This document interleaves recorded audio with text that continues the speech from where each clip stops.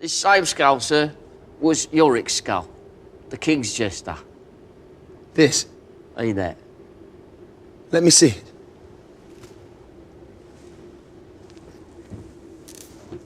Alas, poor Yorick.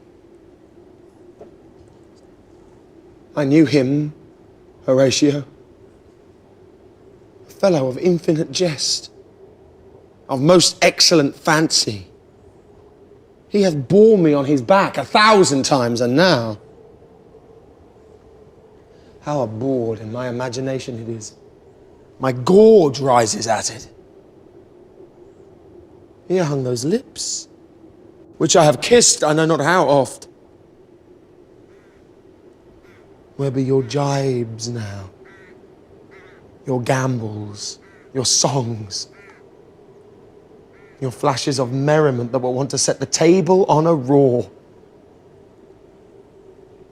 Not one now to mock your own grinning. Quite chop-fallen. Now get you to my lady's chamber and tell her, let her paint an inch thick. To this favour she must come. Make her laugh at that.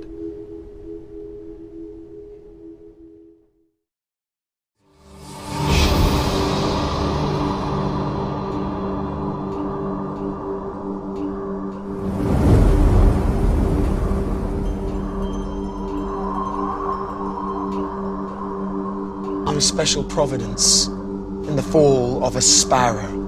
But I will speak to thee. I'll call thee Hamlet. King. Father! What have you done, my lord, with the dead body? Compounded it with dust whereto 'tis kin. Alas, poor Yorick, where be your jibes now? Your gambols, your songs? A villain kills my father, and for that I, his sole son, to this same villain send to heaven.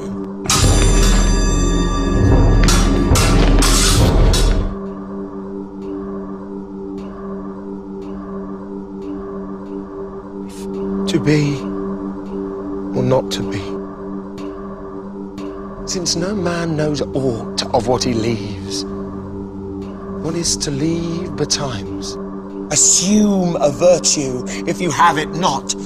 Refrain tonight, and that shall lend a kind of easiness to the next abstinence, the next more easy. Is this a prologue or the posy of a ring? Why wouldst thou be a breeder of sinners? I am myself indifferent, honest, but yet I could accuse me of such things that it were better my mother had not borne me.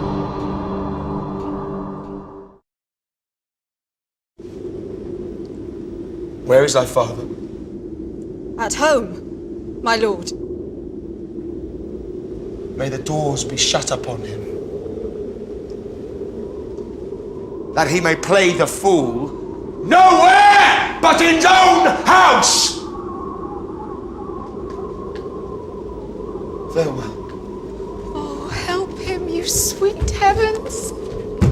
If thou dost marry, I'll give thee this plague for a dowry. Be thou as chaste as ice, as pure as snow, thou shalt not escape calumny. Farewell. Oh, heavenly powers, restore him! I have heard of your paintings well enough. God hath given you one face, and you make yourselves another. You jig, and you amble, and you lisp, and you nickname God's creatures, and you make your wantonness your ignorance. Go to, I'll no more on't. It hath made me mad. I say we will have no more marriage. Those that are married already, all but one, shall live. The rest shall keep as they are. To a nunnery, go!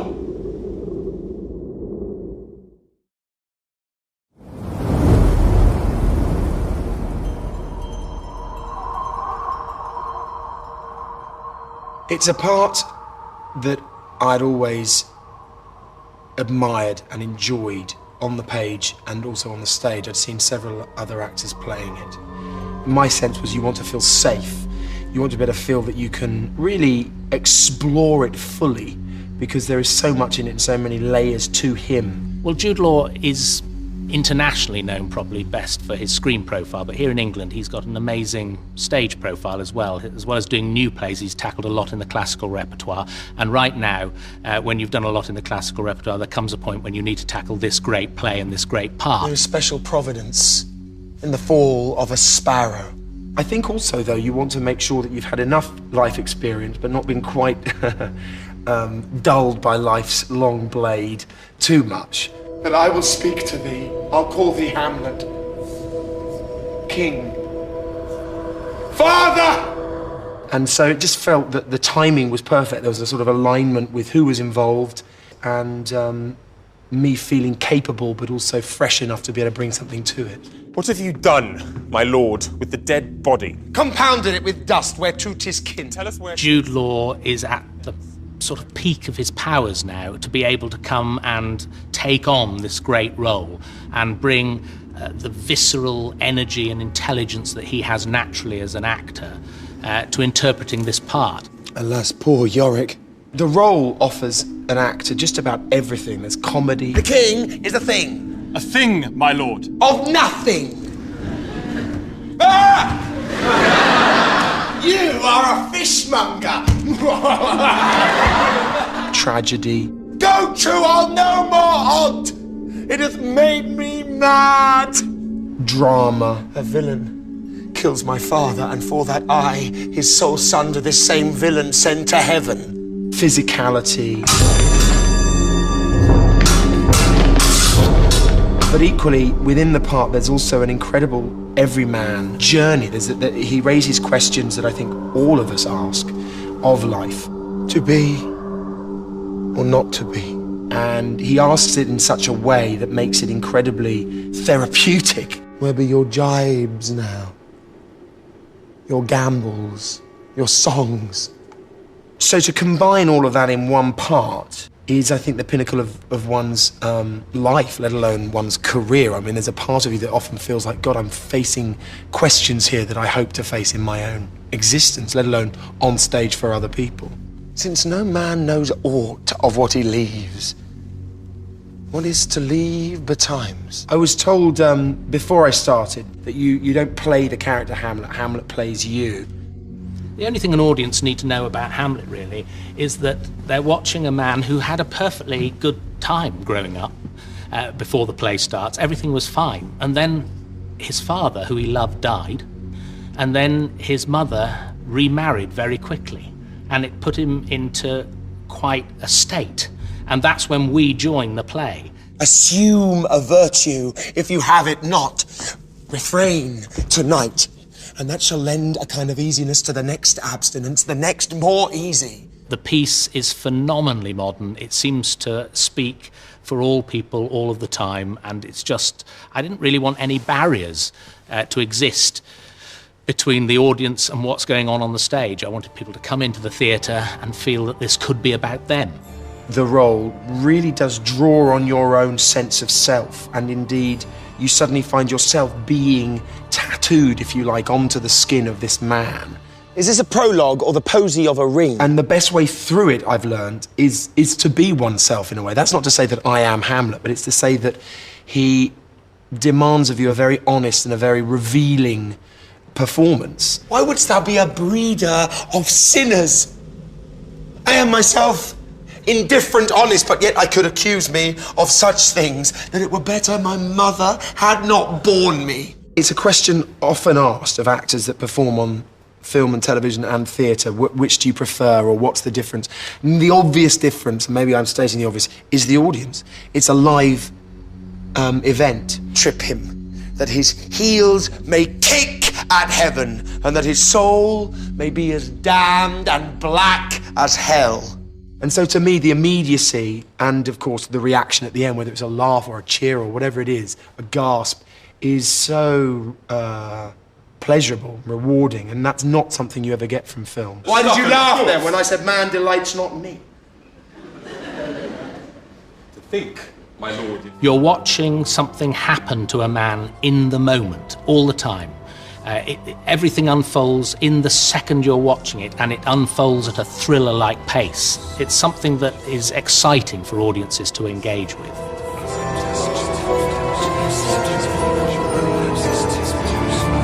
My Broadway debut was one of the highlights of my life. But at the same time, being that young, I wasn't quite as aware of how lucky I was, so I'm glad I got a second opportunity to go back and really embrace it.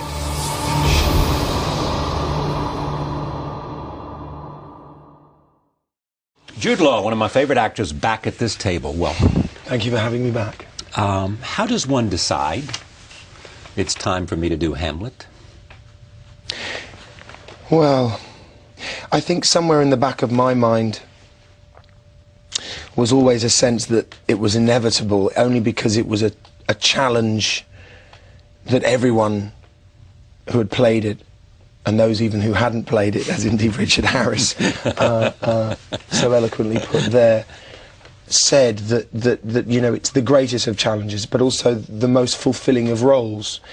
But getting the timing right and the alignment right was always very important to me. And being in the right hands and being in the right frame of mind and at the right time in my own life. And Ken Branagh asked me to be a part of this season at the Donmar in the West End.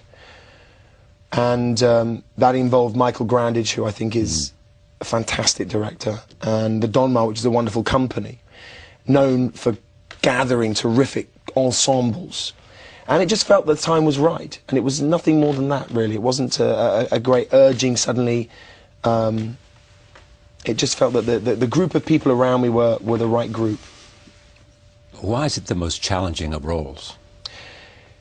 Well, now that I'm playing it, I would say it's the most challenging of roles because it requires just about every theatrical element available to you in one performance. Comedy, drama, tragedy, wit, physicality, passion, romance. It challenges you in dialogue, in the size of its soliloquies, 7 soliloquies in all to the audience. And then it's also incredibly demanding because I'm stealing a quote here from another great Hamlet, Roger Rees, who said to me, "You don't play Hamlet, Hamlet plays you."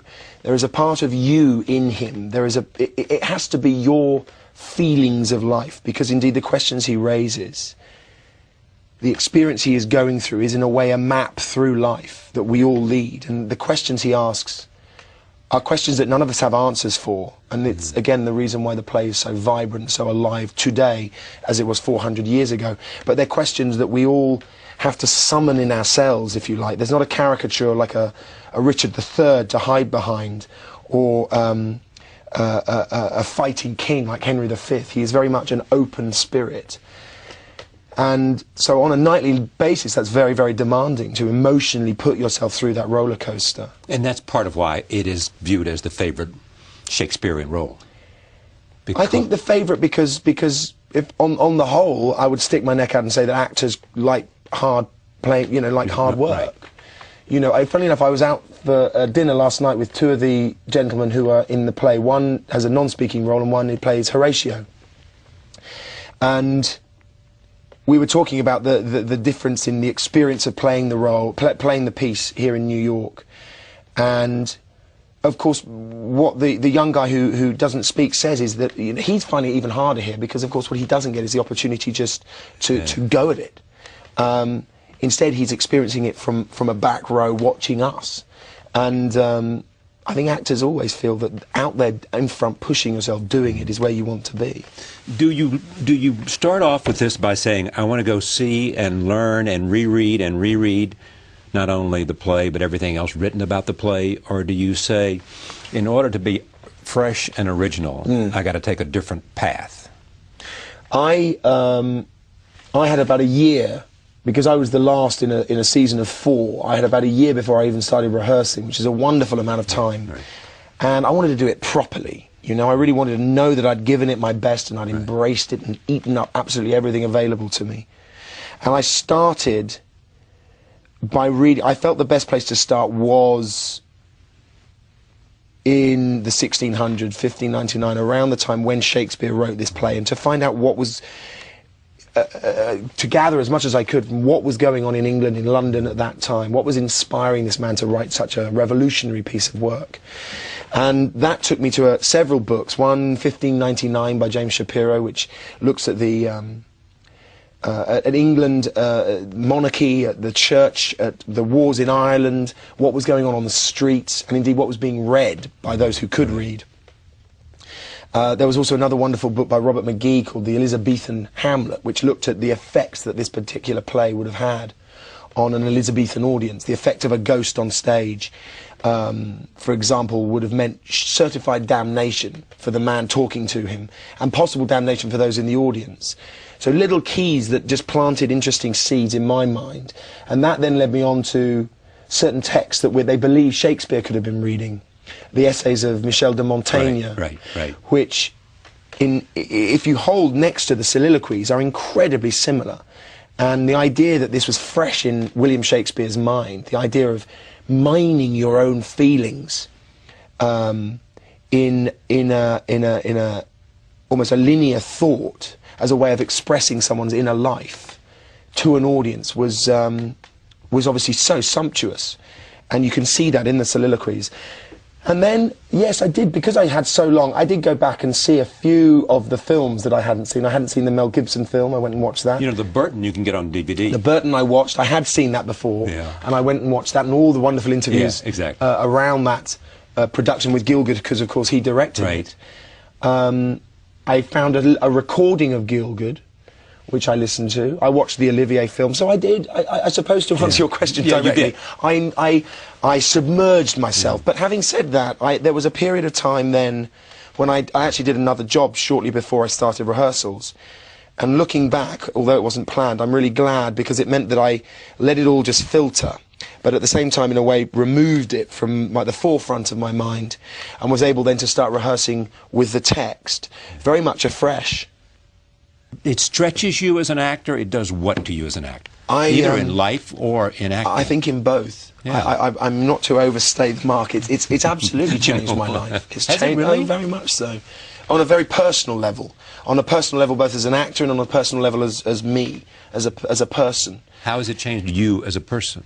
I think the daily demand to summon up a sense of pain, sense of longing, sense of hope, a sense of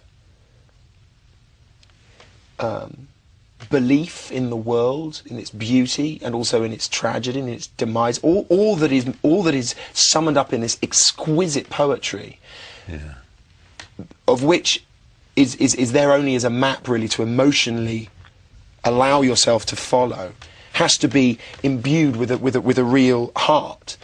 And so I've gone through extraordinary journeys in my dressing room nightly with music and photographs and all sorts of things to keep that fresh and alive. And it's painful stuff, but it's also stuff that, as we all know, when you experience heightened emotions, they make you feel alive, and they reaffirm a sense of self, whether it's a love of a parent or a love of a child or whatever it is. All those things are very alive in you. Which is part of the reason that a lot of people have said that when they read Hamlet, they feel like Shakespeare was speaking to them. He somehow has gotten something about what it means to be alive. Yeah, absolutely. Through a series of questions, he somehow affirms what it is to be alive. It's a very unusual equation in a way, because Hamlet questions and questions and questions, but I suppose you could say that those questions are what keep us all interested, and what keep us on the edge of our seats in life itself. And so to see it mirrored in someone else, to see it coming out of someone else, especially under such a famous mantle as a piece of work by William Shakespeare, I suppose is reaffirming. What's the hardest part of it? Everybody is familiar with it, so it has the possibility of being almost cliche-ish. Yeah, I don't personally find any of that very hard. Oh, no, okay, great. That whole part of it, you weren't worried about, this is the moment I've got to Sure, I had moments like that in rehearsal. Yeah. There were moments in rehearsal when early on when people were just saying so Hamlet and thinking, gosh, I'm Hamlet. This is a cliche, you know. Right. And indeed, several of the lines in the famous soliloquies trip you up early on, but Michael has created a wonderful production, and in that production, in that world that exists for 3 hours, 10 minutes every night, Right. I am Hamlet in that world. And the journey I follow is very clear to me, what I have to do, and what better ways to express that journey than through these extraordinary lines, the likes of which we haven't surpassed in 400 years. There is no better way of saying to live or to die, to be or not to be. There is no better way of It stood the test of time. yeah, it stood the test of time. What I found hard is the simple, or rather not so simple, physical application every night. I mean, and being mentally alert to be able to change on a line with absolute conviction. It's very, very physically People demanding. who've written about it, not because it's been reviewed here, but it's been reviewed in London. Yes. Talk about the physicality of your own performance, in a sense, how well you move across the stage.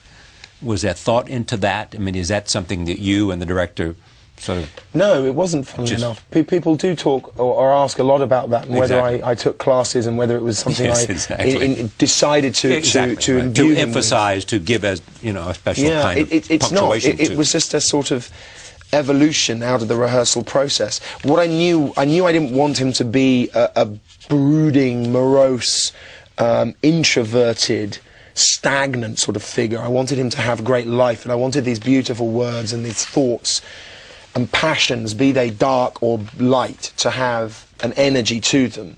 I wanted you to feel his thoughts. And so I think that's what started to happen physically. How do you get to the point where you are Hamlet?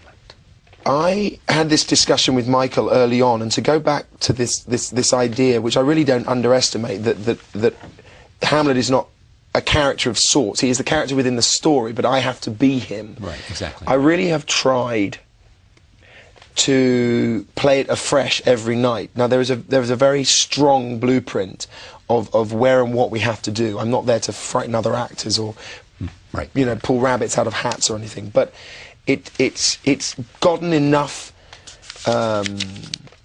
elbow room to really allow me to experiment nightly and to allow the emotional thread to follow, to lead me.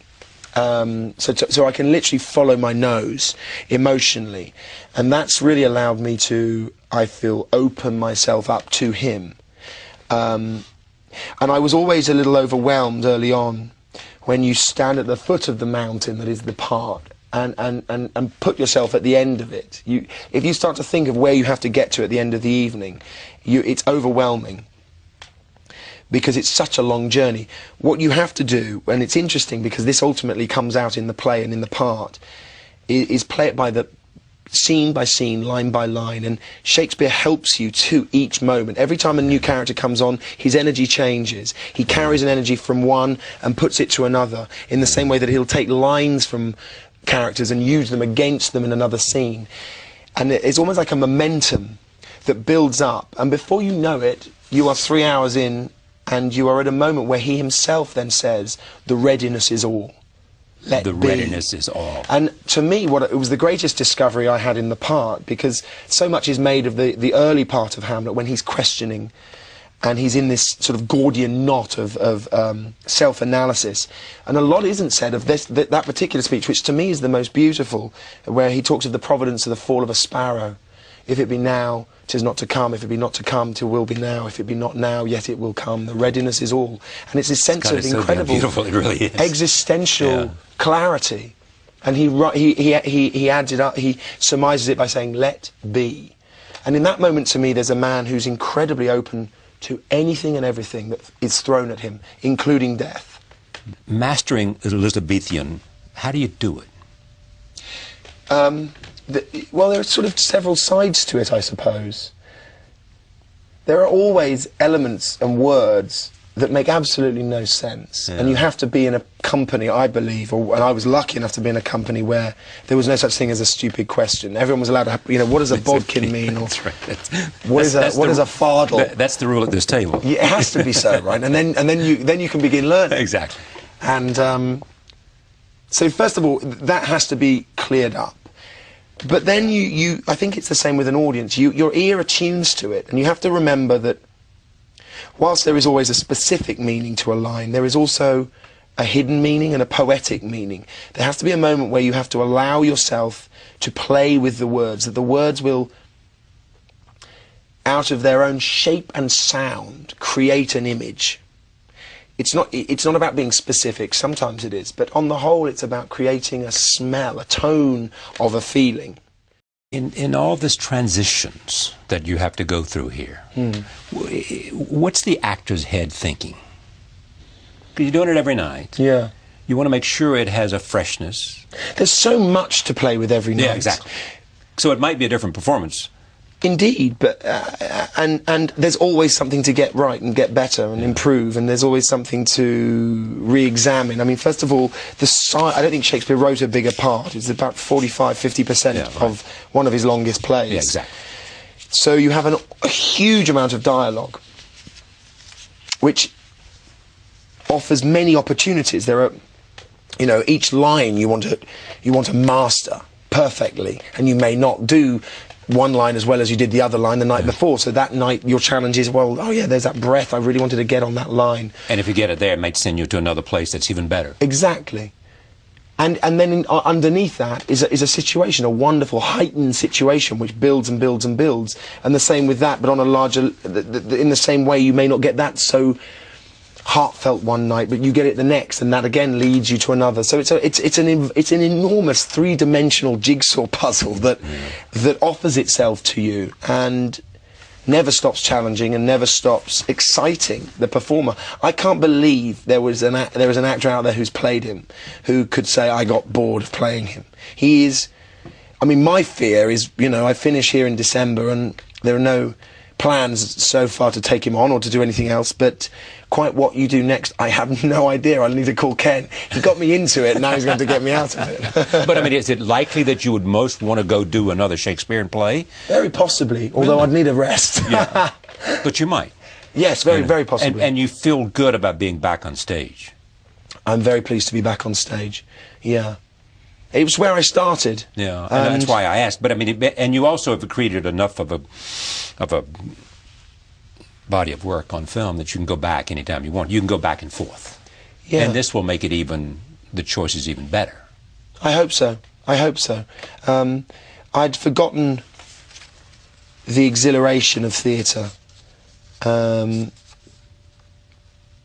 many levels, the exhilaration of having a live audience, of playing it there and then experiencing this wonderful alchemy that happens over the edge of the stage and the beginning of the auditorium, and indeed the potency of an ensemble and what you build up, the rapport you build with a group of actors.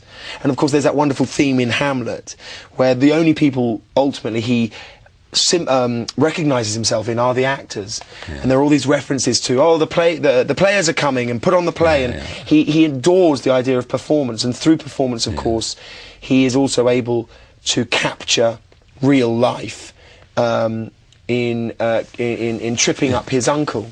So taking this on the road had this fantastic mirror of that, suddenly packing up the stage and taking it to Kronberg Castle in Elsinore in Denmark was... Now, was the Prince of Denmark there or something yes, in the audience? Yes, the Prince of Denmark came to the first performance. All right, set this up for me. Act 4, Scene 2. Hamlet won't tell Rosencrantz and Guildenstern where Polonius' dead body is. There are all these themes of madness throughout Hamlet, and many questions posed. Is he mad? What is madness? How mad is he? Does he become mad? To me, the path is quite straightforward, actually. I'm not going to explain it now because I think it's more exciting when people come and see it. But what I will say is this, that he gets as close to madness as possible after he's killed Polonius. And at this stage, his recognition of what life is and the worth of life is very potent in his tongue and in his mind, and indeed he's also in this moment battling with his newfound enemies, Rosencrantz and Guildenstern, who prior to this were indeed his oldest friends. Roll tape, here it is.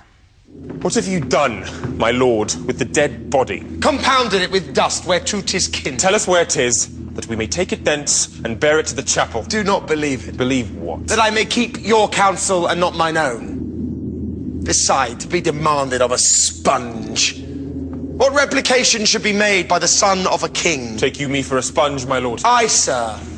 One that soaks up the king's countenance, his rewards, his authorities. But such officers do the king's best service in the end. He keeps them, like an ape, in the corner of his jaw. First mouthed to be last swallowed. When he needs what you have gleaned, it is but squeezing you, and, sponge, you shall be dry again. I understand you not, my lord. I'm glad of it. A knavish speech sleeps in a foolish ear. My lord, you must tell us where the body is and go with us to the king. The body is with the king! But the king is not with the body. The king is a thing. A thing, my lord. Of nothing. Ah! Every night, does the audience react different? Do you get different moments in terms of the line one night versus another night? Or do they seem to respond the same way in terms of applause? There are certain reactions every night to key moments. Yeah, which they're waiting for. Which are also brilliantly written and brilliantly performed, I have to say, by the company. The role of Polonius, which Ron Cook plays, is filled with the most fantastic wordplay and witticism, and Ron is a brilliant actor and a brilliant comic actor. So there are certain key moments and key physical moments that we've devised that we know we get positive response from. Sometimes we don't, and that's the wonder of live theatre too, when you're like, and there's nothing there. And you're saying, did you not get it? You have to carry on and motor on and think, God, well, maybe they'll get the next one. Tomorrow night. But there's also... That's the other great thing about theatre. I'll get them tomorrow night. You'll get them tomorrow night, and also tomorrow night they may get something that you've never gotten before. Right. And there's... What I've noticed here is the audience is... the audience here really meets you halfway. They want to get it. They want to enjoy it. And there are certain moments which in the London run are key moments of not humour, not drama, but shifts in the dynamic of the play. And here you can hear people audibly moving and feeling with you. It's very, very palpable. Everyone said so in the cast. And they're also very enthusiastic here, which is wonderful. They've got a great embrace of the theatre. Do you see Hamlet or the performance different today than you did when you began, so many months ago? Very much so. Do you really? I mean, I was thrilled with the London run and thrilled that we were embraced and enjoyed as much as we were, but I look back now and I think, oh my God, what was I doing? What was I doing? I mean, I think it's the natural process that a part beds in to you, that there are qualities that you throw yourself into at the beginning of a run, which slowly hone down and other colours come up. I'd say there was a brashness to him and an aggression that I found, a kind of fury I found in London, which I think has just levelled out somewhat, and there's a bit more wit here. Certainly more confidence, and that's because we know it as a company, we know the play very well. And the response has been terrific too. I mean, both in terms of critical and in terms of audience response. Yeah. Let me do one more scene. Act 5, Scene 1. Hamlet addresses the skull of Yorick, the king's jester. What can you tell us about that? I had this. I read in one of the many books in preparation for this part. This wonderful observation that because Hamlet cannot play the king, his uncle has taken over the role of the king. He assumes the next most truthful role in court, which is the fool. Yeah. Which is why he puts on this antic disposition, why he is considered mad, because he starts speaking in the gibberish of a fool, which isn't madness, but is wit and often pointed truth. As the play unravels and he is finally accused of the murder of Polonius, he's sent away but returns having vowed to have bloody thoughts only. The first thing he sees is a gravedigger, and the gravedigger earth this skull, which turns out to be the old fool's skull, which is a wonderful sort of symmetry. Yeah. It also happened to be one of his closest friends as a boy, this old man who was obviously the court jester. And it's also very much the completion of a circle of life. Suddenly Hamlet is aware that whatever you do, whatever you are capable of, you all end up the same. Whether you're Alexander the Great or Caesar, or a gravedigger or a lawyer or a politician or a courtier, you all end up in the earth, and you all end up as matter. And when he suddenly has a connection, not just with that sort of scientific truth, but also with the actual life that was in this skull, it's yet another moment that, if you like, affects him directly to the heart. Roll tape. Here it is. Alas, poor Yorick. I knew him, Horatio. A fellow of infinite jest, of most excellent fancy. He hath borne me on his back 1,000 times, and now, how abhorred in my imagination it is. My gorge rises at it. Here hung those lips, which I have kissed I know not how oft. Where be your jibes now? Your gambols, your songs, your flashes of merriment that will want to set the table on a roar. Not one now to mock your own grinning. Quite chop-fallen. Now get you to my lady's chamber and tell her, let her paint an inch thick. To this favour she must come. Make her laugh at that.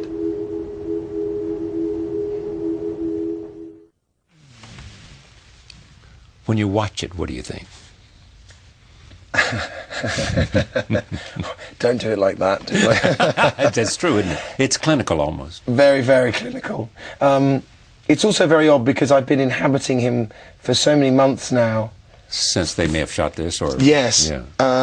But I've never really watched that back. Yeah. I did a bit of a test and then I let them get on with it because it's for theatre. I didn't really want to engage in the filming of it too much because it's a theatre piece. So I've been seeing him through here, not like that. So you know, when you're making a film, you spend the day looking back on what you've done, and you get used to watching yourself. In stage, you're living it and you're looking out from your own skull. Yeah. But how does one think differently? Obviously, projection is one thing. Of being on stage in terms of the skill and the talent and the moment of the actor. If it's 2 cameras and a bunch of technicians around and a director, a cinematographer, versus none of that, just an audience. Is it going to be different? I've always believed it's many of the same skills in different proportions. Yeah. Beyond amplification. Beyond amplification. I mean, amplification is... But I also believe amplification, both vocally but also just in reaction, is also overstated often when people compare film. Yeah. And they say acting on stage is operating with a knife, and acting on film is operating with a laser. Yeah. I don't know, you know. I mean, I've seen great actors on film getting away with really broad performances. And I've seen actors on stage getting away with very minimal performances, which get wonderful responses from an audience. You know, so they don't seem to be doing a lot, yet the I think audience an awful loves lot it. of it is to sense how it's going, and that depends on the theatre you're in, and indeed the shot that you're in film. So the bigger difference to me is that in theatre you have your 2.5 hours, your 2 hours, your 3 hours, however long it is, to tell your story. And once you go, you ain't stopping. You're going. Right. You know, there are scenes in this when Hamlet's on stage for 45 minutes, with people coming on and the scene's changing around him. I'm more lost in that part and in that world, in those moments, than I've ever been in moments in whole streets that have been rebuilt to suit the 1920s and cars and people going by and with cameras hidden, because I'm more aware then of hitting marks and having to be unshot and what have you. Because you have the cameras there, and you got to make sure you're where you're supposed to be in relationship with to the this, camera. It's a sort of dream almost. Exactly.